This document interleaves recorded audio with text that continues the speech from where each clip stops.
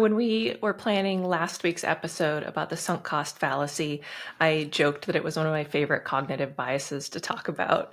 And that kind of started a conversation about what other biases could we talk about and kind of do a series on, because they are such a powerful thing that happens to our brains, and they affect everyone. They are just inherent. They're happening constantly, whether you know about it or not. So we thought that it would be really interesting to sort of do a series on some of the more powerful and prevalent cognitive biases that are affecting all of us all the time. And the first idea that we had was talking about two of them, which are negativity bias and confirmation bias, and what each of those is, but then how they work together to create a really powerful feedback loop and how that can affect you. So that's what we're going to do today. As I mentioned, these cognitive biases are just inherent aspects of human psychology. They affect everyone. Some people to greater degrees or less, but these are like rules of our brains. They are rules. And I was familiar with both concepts, both biases, I should say, as concepts. I mean, I use the terms myself in my everyday language, but until I started preparing for this episode, I didn't realize how interconnected these two are. You know, these guys partner up and impact us in a powerful way. So it was pretty interesting doing the research. Yeah, it really can be so powerful. And we're going to talk about what each one is. But the reason that we wanted to talk about how they work together is because they create this feedback loop where you get negative information and then believe that. And then you seek confirmation that the negative information is correct. So it creates this loop where you can really get really low self-esteem. You can start to see the world in really negative ways. Yeah. You can give up on dreams. You could go down rabbit holes and start believing increasingly, intense or bizarre things like conspiracy theories. Yeah, for sure. It really just creates this powerful loop of like getting information, seeking to confirm that information, and then digging in even deeper and deeper and deeper until you kind of don't even know how to get out of it. Yeah, and I think I love that you explained it that way, because I think it's that sort of loop nature that makes it so interesting and so important to shine a light on today, because it's not like a one and done thing. The whole nature of it is that you're constantly seeking more thoughts to validate that one thought that's making you think something bad. Right? So it's not like it doesn't end. It's a spiral that goes on and on. And we've talked before about how much that our brain does is habit. So this loop can become a habit. You can get into this cycle where you see or hear negative information, you believe it, you seek to confirm it, and that is your new operating system. That is just, how your brain works, because it's already built to work that way. But then by reinforcing it and by doing it regularly, you grease that groove, and it's more likely to happen. Yeah. So let's try and stop that. So do you want to talk us through what you learned about negativity bias? Sure. So yeah, as Pam mentioned, we're going to start by defining each one: negativity bias and then confirmation bias. We're going to talk about how they work together, talk about some of the manifestations that we experience in our own lives and that we see in the world around us. And then, of course, we'll end with some suggestions as to how to mitigate this tendency. All right, starting out with negativity bias. This is a cognitive tendency to give more weight to the negative versus the positive. So a common example of this is asking someone, well, how was your day today? And they say, well, it was good, except for that one, when I waited in line at lunch and then they didn't have what I wanted. And in fact, this individual may have had a great day. 29 of the items on their list were positive or neutral. And there was one thing, the lunch disappointment, but that's the thing that stands out in their memory. So that's an example. Or another example is giving a presentation, and the large majority, let's say 9 out of the 10 people, give you positive feedback. And one person says, well, actually, I think you could work on X because you seemed a little robotic. And then you're just holding on to that one robotic comment. You forget about the 9 compliments you received, and you're really just giving weight to that one negative comment. And you can't let it go. You're overly focusing on it. Mm-hmm.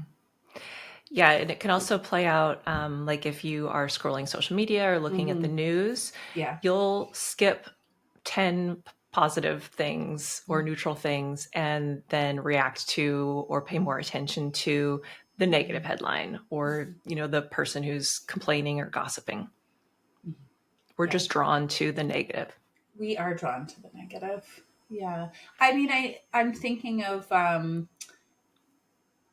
when we're driving on the highway, and my kids are always marveling at the fact, how the traffic will stop because people will stop to look at an accident or the debris after an accident, and it will cause a 20-minute, 30-minute delay. And it's just people stop to look, and there's not even anything major to look at more often than not.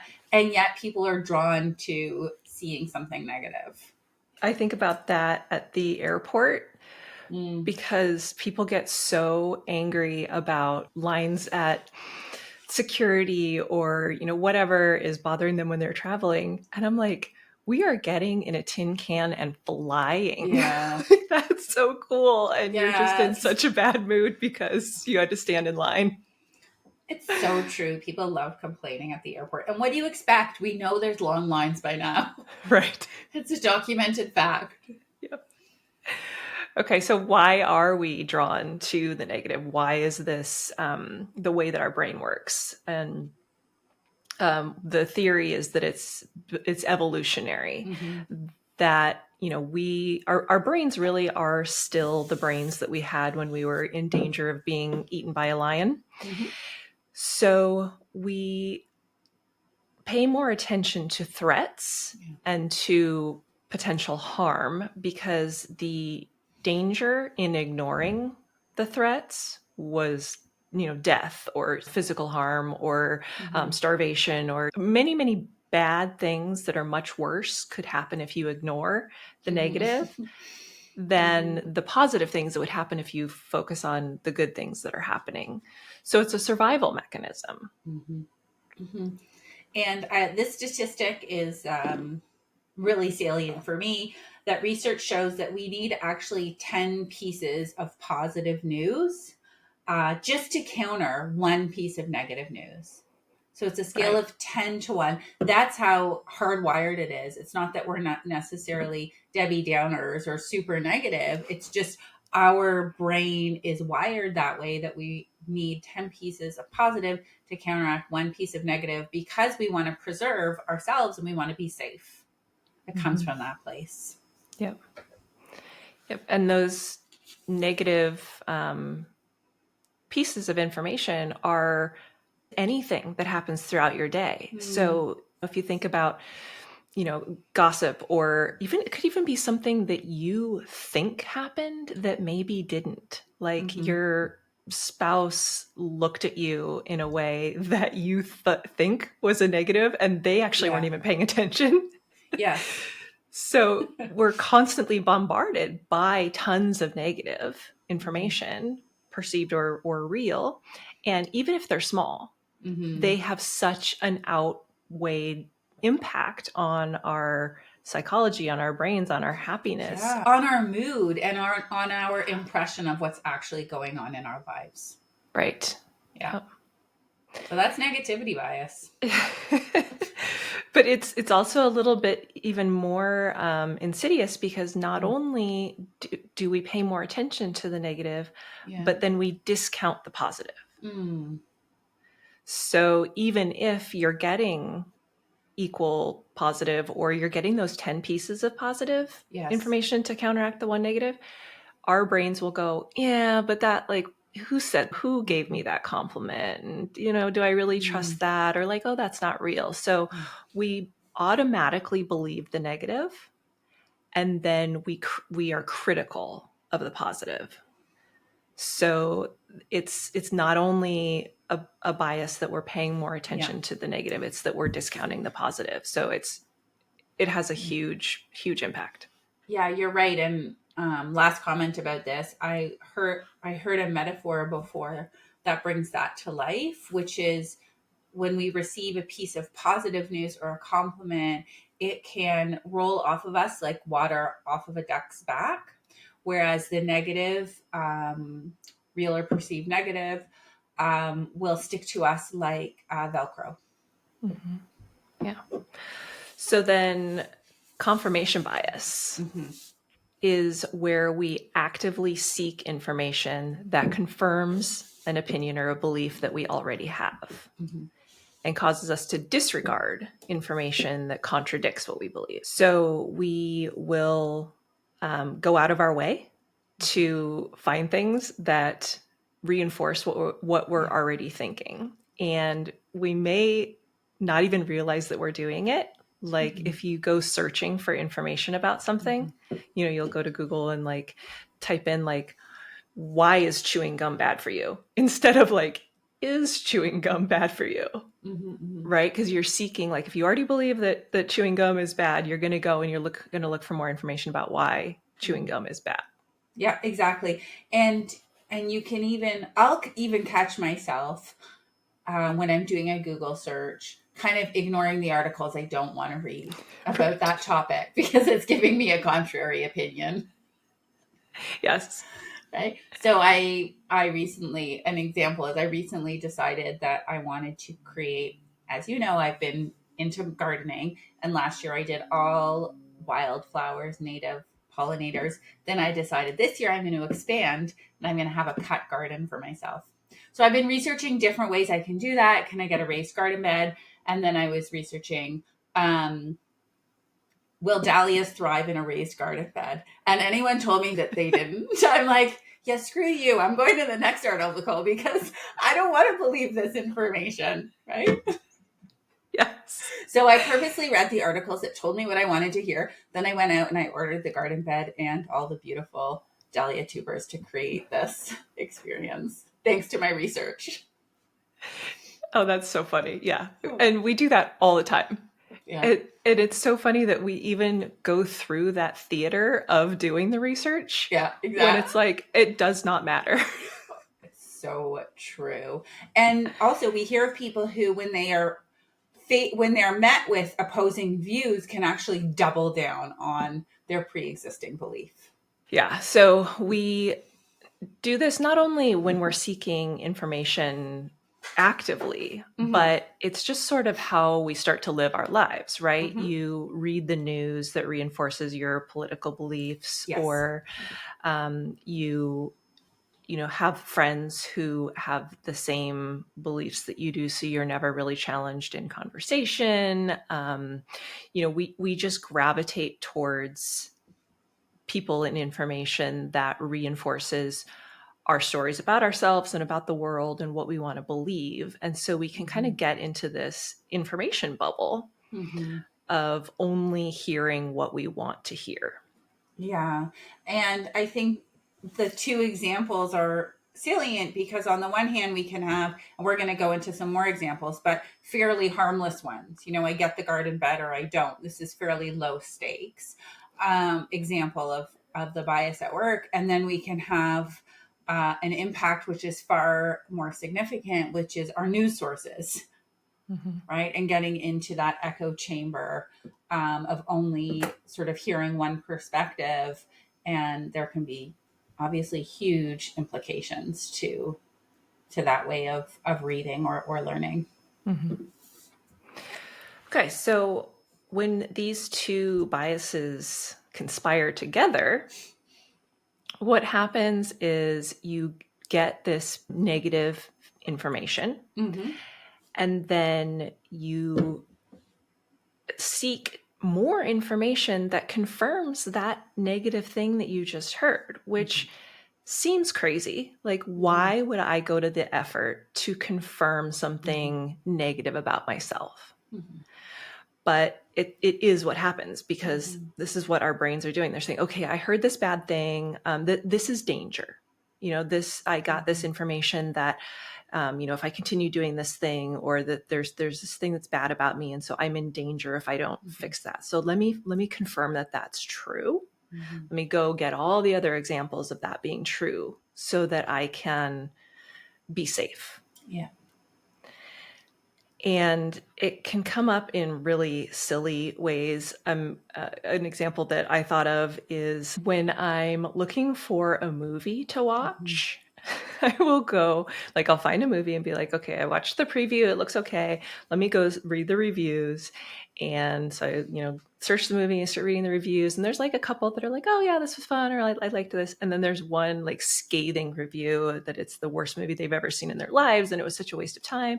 And I'm like, oh yeah, this movie's probably terrible then. Right. And then I will go and look for more reviews that are also bad. Because like you want to validate your decision. Right. Yeah. Now I'm convincing myself to not watch this movie that I 5 minutes ago wanted to watch, even though there were 10 positive reviews and 2 negative ones. Like, I go, oh yeah, this person who left the negative review is clearly smarter and has better taste than the 10 people that left positive reviews. Right. And that's such a silly example, but I think it's one that we can probably all relate to in some way. And it just gives an example of the way that loop works. For sure. And it's silly. And also at the same time, it is impacting your life. It has the impact of, you might miss out on a great experience of watching something that you get something out of, that you enjoy, that you learn something from, that you're moved by. I mean, who knows? So you're stopping yourself from having that experience. And secondly, if you do choose to watch it, but you're going in with that loop, you're like looking for, oh yeah, that acting was bad, or that was a bad scene, or whatever it is, you're looking for evidence as you're watching it that in fact you were right all along and you shouldn't be watching it. And so then that's taking away from your ability to just sit down and enjoy it, because you're scanning for the problems with the film. We have an awareness of that in our family, and we have a term for that, which is don't yuck my yum. And it came from when my kids were little in daycare, and they learned this expression in from their daycare teachers, that when somebody likes something, when somebody thinks, the pear or whatever is yummy, don't tell them it's bad, because then you're making them feel bad about what they like. And we still do it as a family about anything, whether it's food, a book, an activity, a TV show, anything. If somebody likes it and then the other one is caught sort of saying something negative about it, they're going to be met with don't yuck my yum in our house. So there is an awareness there, because it really does impact our experience of what we like, which is a loss. So you had another example here of how these biases work together that you experienced the other day. I did. And I categorized this one as well as a mostly harmless example, alongside your film example. And this is a recent example. So I'm driving my kid to his sports practice, and we are driving along the street. It's normally a 2-lane road, and there's construction going on. So it's just reduced to 1 lane with significant amount of traffic. And somebody with a large SUV decides to double park and block the entire route. And I have a huge pet peeve about people who double park, because it is incredibly rude. I just find it so rude. Every time I see someone this is also my negativity bias. Like, I will notice it. No one else will notice because it's like on the other side of the street, but I have like an eagle eye for it. I'll notice, I'll make a comment. I'll feel my heart race. I'll just feel really annoyed because it is incredibly rude. It's putting everyone out of their way. It's creating an unsafe situation, and it's selfish. So in this instance, this person did it and it inconvenienced a whole lot of people, including me. I got riled up about it. So I notice it, I get mad, I start talking about it in the car, telling my kid we're gonna be late, and mommy hates it when people double park and it's so rude and blah blah blah. Now we have to find another route. And then I just got put in a bad mood. And I noticed I didn't notice at the time, but I noticed after the fact, I was noticing the other things that were annoying me about the drive. Well, now I have to go to this other route. I don't like this other route as much. And now there's a lot of traffic, and now you're going to be late, and now we're waiting. So I started thinking, this is negative. This is a bad experience. And then I started looking for other elements of this drive that made it bad. And I mean, it's not a big deal. It was a 10-minute drive. But in looking back, I ruined that moment. Really, it was a low stakes moment. It didn't matter if he was late. It didn't matter that we had to go out of the way. The sun was shining. We're in a car. I'm chit chatting with my awesome kid. It really is no big deal. Right. So, had I been able to self manage and sort of notice that and be like, oh, yeah, this is one of my triggers, don't like it when people do this. Take a breath. Well, I could have actually shifted into an experience where I just chit chatted with him and shot the breeze and had a moment and had another little drive and was fine about it. So that's an example where I thought, and only when doing this prep, I thought, oh yeah, I really, these biases colored my experience. Mm-hmm.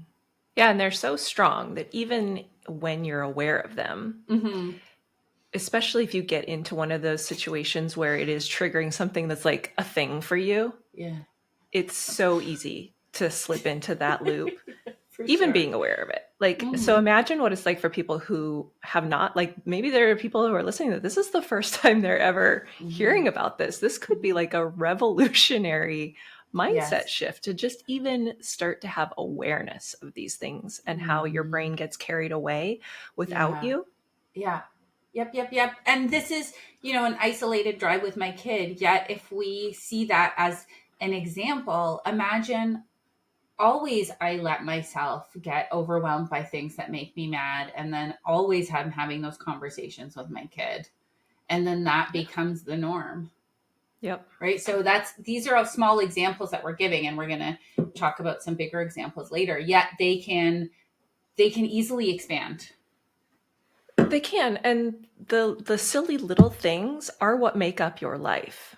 Right? The big impactful things are smaller moments, but really the majority of your day is made out of these small interactions and small moments. And if we start to make a shift in how we react in those lower stakes times, then we're able to shift how we react in the higher stakes times. Yeah, so good. Okay, so let's get into some examples that are some of those higher stakes times that can have a bigger impact on your life, whether that is career trajectory, whether it's relationships, just, a lot of those like bigger, more impactful moments. One that came to mind for me is giving a speech or presenting at a meeting or something like that, where you are in front of an audience, maybe speaking at a conference. That came to mind for me because being in marketing, we do a lot of speaking at conferences, and a lot of the conferences will ask for feedback from the audience on the speakers so they know who to invite back for future conferences. And some of them will share that feedback with their speakers. So you could get, if you've got an audience of 100 people and maybe a quarter of them even bother to fill out the feedback. And so 20 of them say positive things. And then a couple say that, you spoke too fast and the information wasn't as advanced as it should have been, or, whatever their feedback is. You're going to completely ignore the 20 positive things and only focus on those 2 negatives. And there may be valuable information in there of like, oh yeah, I do speak too fast when I'm giving public speaking, so I, can work on that.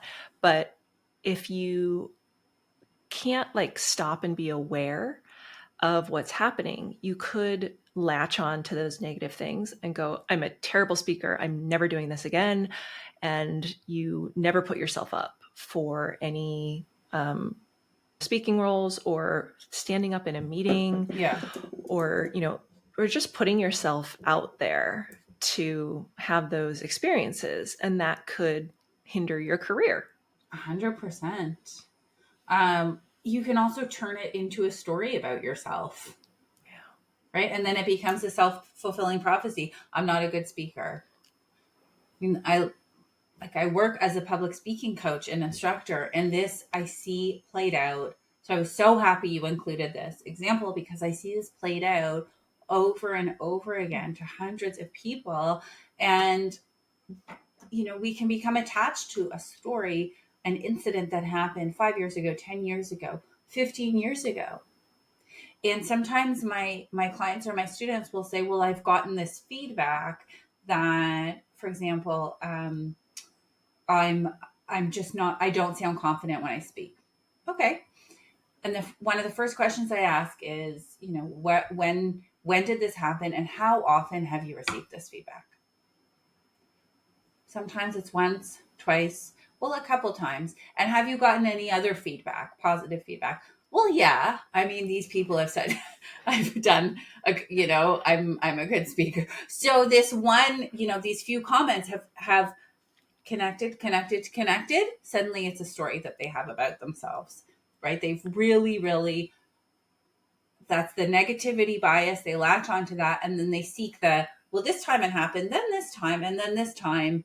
And suddenly this becomes the evidence that they've pieced together to create the story. And not only does it feel bad, erode our confidence, I mean, that's reason enough to question it. But on top of that, as you mentioned, it can negatively impact our career.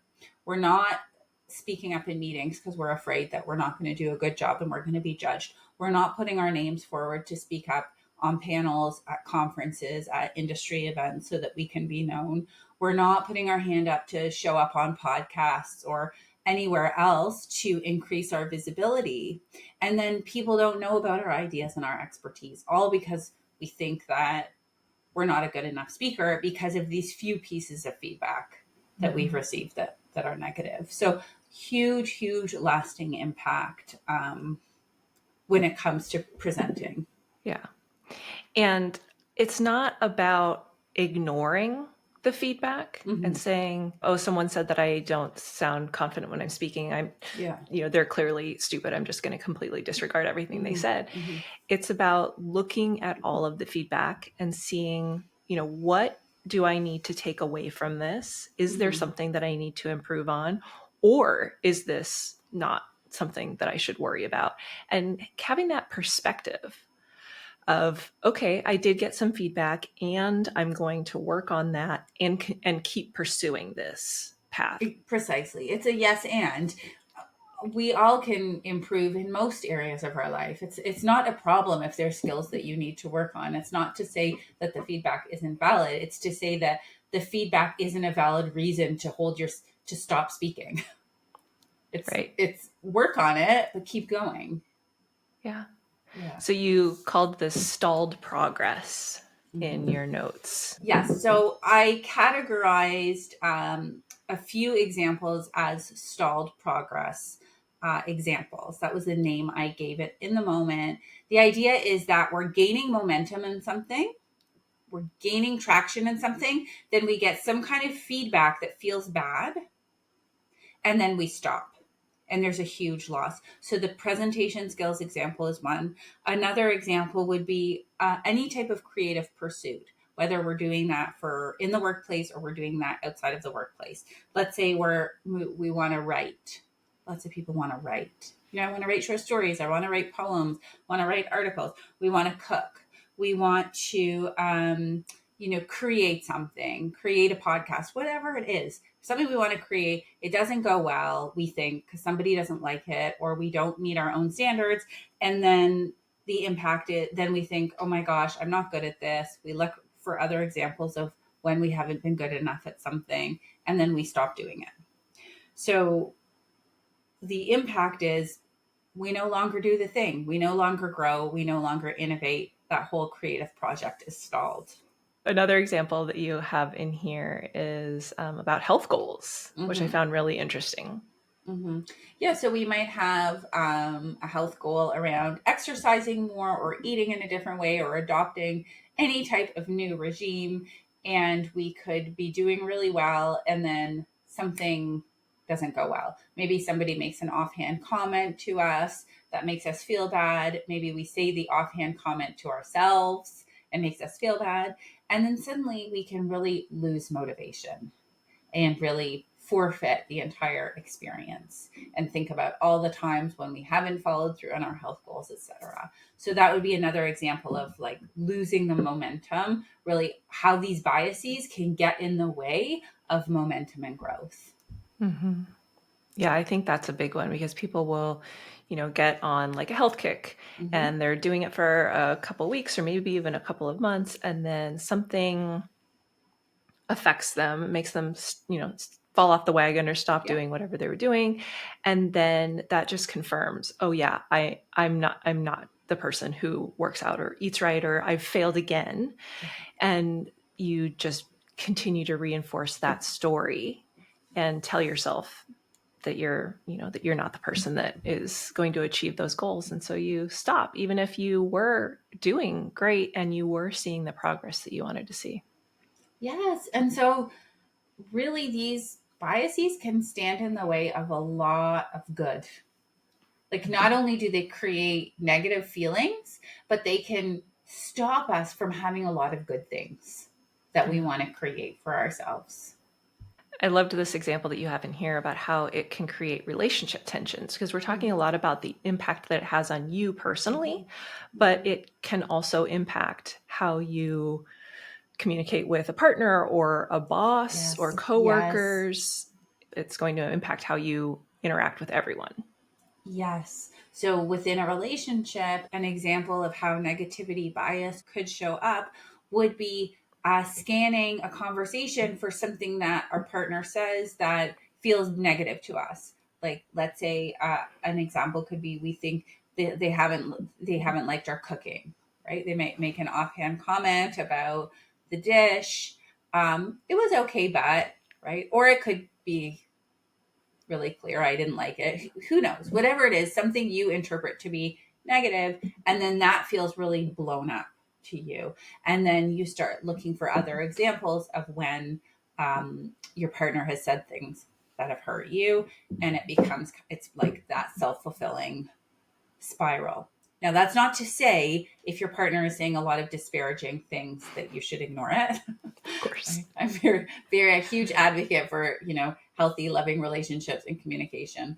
Um, we just want to point out that sometimes tensions can be exaggerated if our negativity bias is left unchecked. Right. Yeah. This example is very clear to me, I think, because I do all of the cooking in the house. Uh-huh. So there has definitely been times where, for the most part, like CK will eat anything that I put in front of him and he's happy because someone has made him a meal.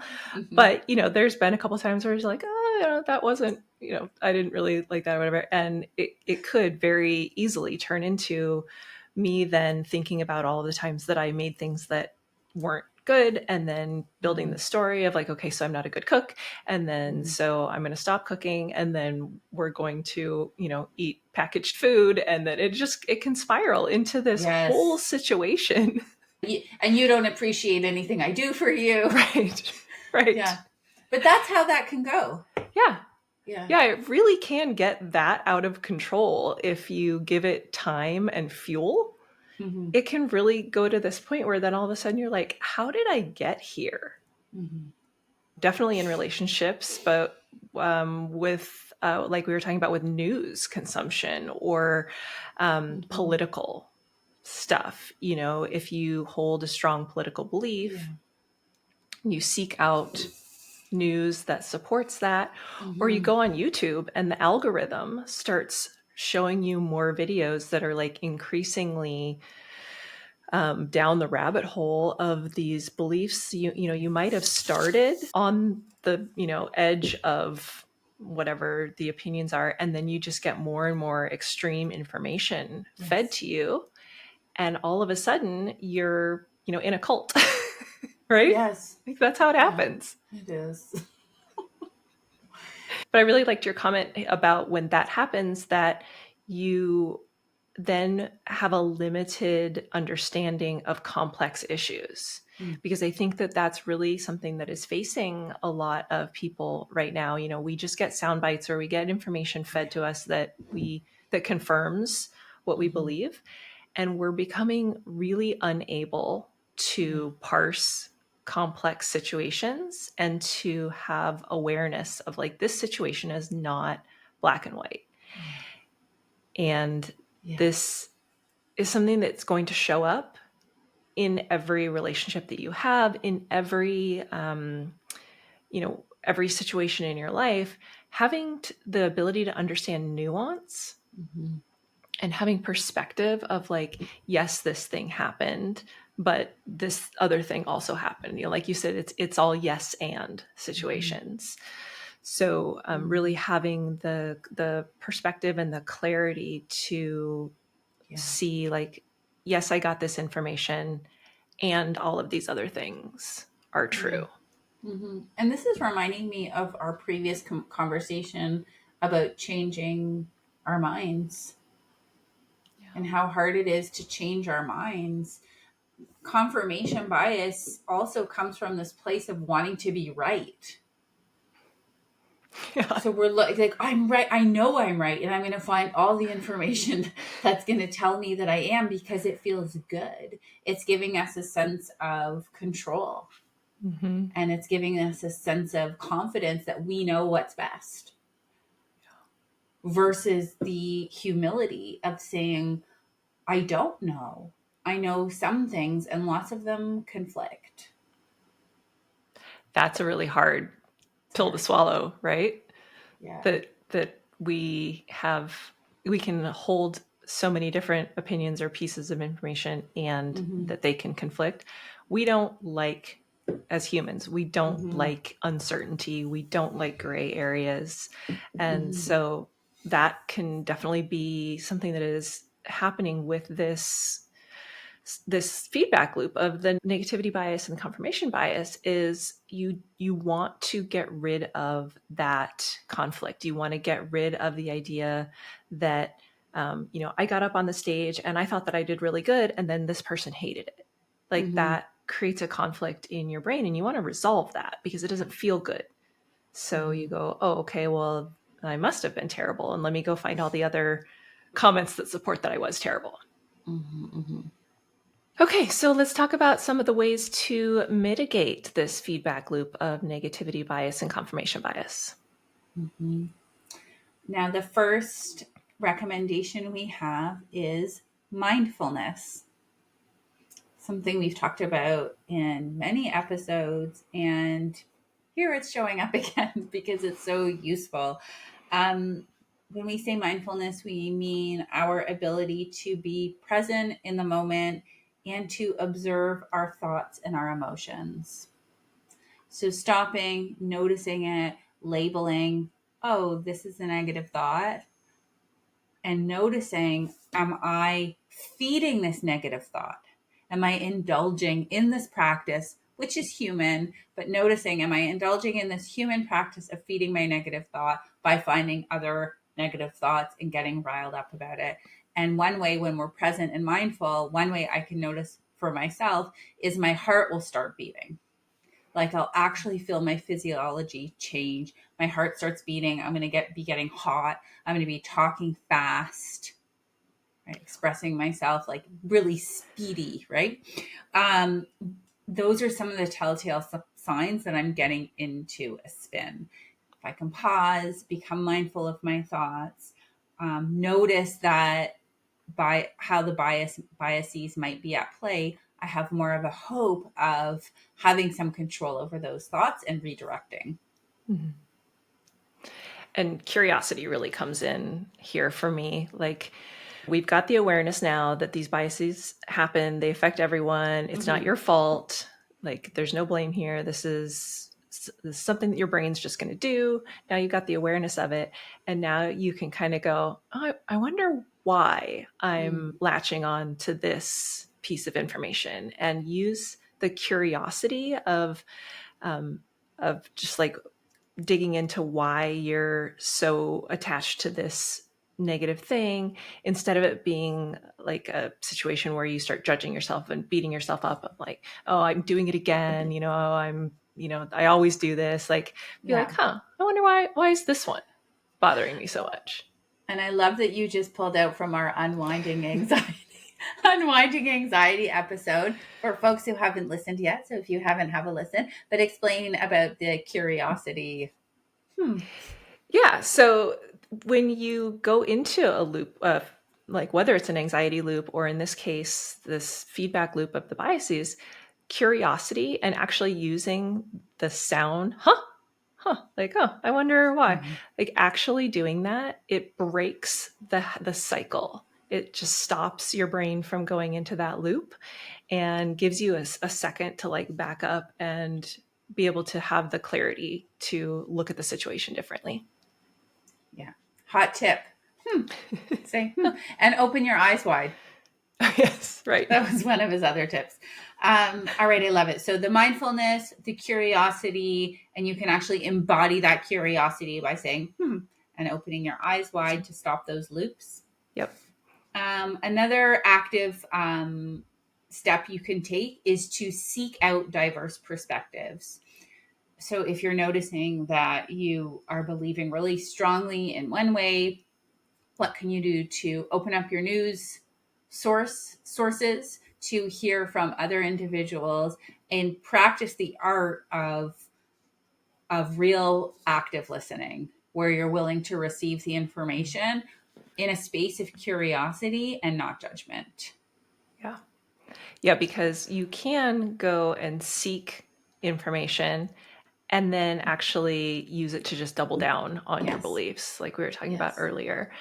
And this is something that I have been really actively trying to do, because I did notice that I had gotten into kind of this cycle of, just reading the New York Times and, not Mm. getting news from other sources or having conversations with people with different political beliefs than I have. And so I've Mm. made a concerted effort to like listen to interviews with Mm. people that I would never listen to. Mm. And it's been really eye-opening and really I've had such like conflict in my brain of like, I Yeah. thought I hated this person and now I'm Interesting. listening to an interview with them and they're actually pretty reasonable. And it just really makes you see that the world is not as cut and dried as you think that it is, and that your Mm. opinions are probably based more on belief than they are on fact. So Mm. it's a really interesting thing to do. But I wanted to add that if you start, like when you get negative feedback about yourself that you start to, change your behavior because of, question the source of the feedback. Mhm. So, if your boss is giving you great feedback about the work that you're doing, but a coworker that is jealous of you is giving you negative feedback, like the negative Mhm. feedback is coming from an unreliable source. So you not only need to have diverse sources, but you need to question the source that is providing you the information that you're relying on. Great perspective. Be discerning about where all this info is coming from. Yeah. Excellent. Next tip is to practice gratitude. Cultivating a gratitude practice is going to help you counter negativity bias by training you to look out for what's going well in your life and what there is to be grateful for every single day. There are many ways to do this. You can do it first thing in the morning. You can write out a list of 3 things, 5 things, 10 things, 20 things you're grateful for every morning. You can do it before you step out of bed in the morning. You can do it while you're showering. You can write it down. You can say it out loud. You can tell your partner. You can tell yourself in the morning. If anyone thinks having a gratitude practice is hokey, I will say it truly is life changing. It really is, Mhm. because of exactly what we're talking about. You're training yourself to look for things that are good in order to counter your brain's automatic way of looking for things that are a threat or that are bad. So finding a way finding a way to integrate a gratitude practice in your life is a great long-term strategy for this. Mm-hmm. Yeah, surrounding yourself with evidence to the contrary of the negative things is great. Like something that I know a lot of people do is keep like a folder in their email where they will put any positive feedback that they've received. Mm-hmm. So when they're feeling down or when they've gotten some negative feedback, or if they're, think, oh, I'm terrible at my job today, you can just go into that folder and read all of these Yeah. comments that people have given you of positive feedback. Good one. So what we're really talking about here is the process that we kind of talk about with everything, which is build awareness, which we're doing now. Start practicing your mindfulness in moments where the stakes are lower. So this becomes your habit so that then you're able to do it in higher stakes situations. And then putting intention behind what you're doing. So you're intentionally seeking out information that is challenging the negative information that's coming in, and then taking that positive reinforcement information and turning it into a gratitude practice, or saving this information to rely on when you do start to get into this negative feedback loop. And that allows you to start challenging the automatic thoughts, and it allows you to start reducing the impact that these biases have on you when you are letting your brain kind of operate out of control. Because that's what we're talking about here, right? Is that your brain takes over and is trying to help you survive. And that survival need is really not important anymore in the lives that we live now. So we're constantly battling against these automatic processes in our brain to actually get a brain that works with the challenges and the situations that we have in our modern day lives. Yeah. And the theme of our podcast is to make your life a little bit easier. And so if your thoughts can better support what you really want to do and better support your happiness, your health, then that's a win.